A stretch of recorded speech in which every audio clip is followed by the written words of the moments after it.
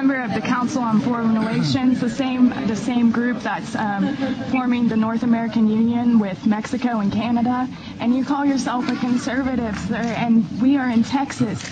And I need to understand why you're a member of that and why you support the North American Union. I didn't know they were up to that. Oh, really? No, really? Right. Now, don't fuss at me now. You asked me a question. Let me answer it. So you're a senator. There's several conservatives over the years that have been members of the Council on Foreign Relations. I try to learn as much as I can from all viewpoints.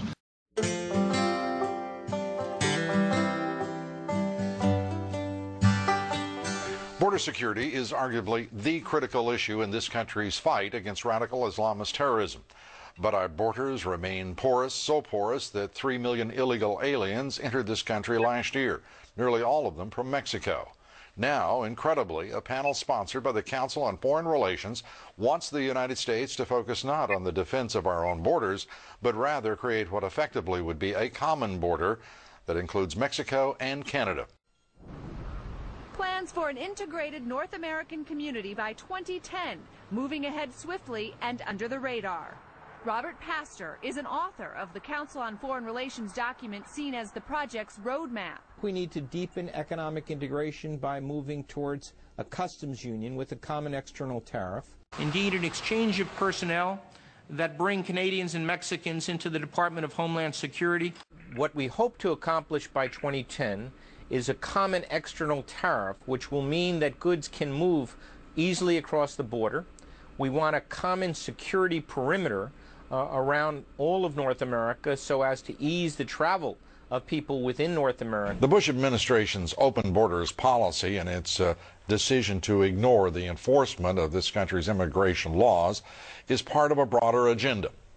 President Bush signed a formal agreement that will end the United States as we know it, and he took the step without approval from either the U.S. Congress or the people of the United States.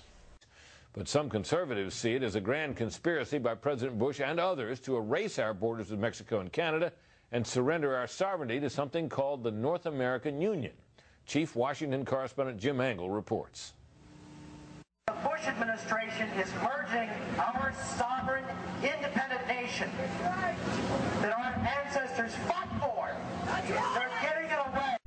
Building on the North American Free Trade Agreement, the NAFTA section of the Commerce Department is busy drafting laws and regulations for a North American Union, a union of Canada, America, and Mexico. The President has attended secret meetings and signed at least 2 agreements under the Security and Prosperity Partnership Program. It's being done again by very few people at the very top on behalf of the investment class, but the working class of people. Political officials across our country, from communities, from cities and so forth, they don't know anything about this. Security and Prosperity Partnership will deliver neither security nor prosperity for the simple reason that it's not so far been democratic. Most of the discussions have been taking place behind closed doors. This SPP includes, for instance, a committee that is sitting down to harmonize our meat inspection and food safety. So how far away from a trade agreement can your dining room table and what you feed your kids be? When we elect officials, we expect them to act on our behalf. When we get involved in cooperative frameworks with other countries for joint regulation of fisheries or rail transportation or the skies, we're basically sharing our sovereignty with that government and outsourcing some of what we give our elected officials. The Amero is the proposed new currency for the North American community, which is being developed right now between Canada, the U.S., and Mexico to make a borderless community much like the EU, and the dollar, Canadian dollar, U.S. dollar, and the Mexican peso replaced by the Amero. The stealth process, that's why I say the President is engineering, as it were, almost a coup d'etat, almost a change of government into a regional structure. It is going to negate the sovereignty of the United States of America, and it certainly has grave concerns for our Constitution as well. The coalition to block the North American Union wants to defeat a proposed NAFTA superhighway that would stretch from Texas all the way to Canada. Congress has been left largely out of the loop. They never even heard of this. They don't know a thing about it. What's going on? Well, what's going on is a super elite are taking control.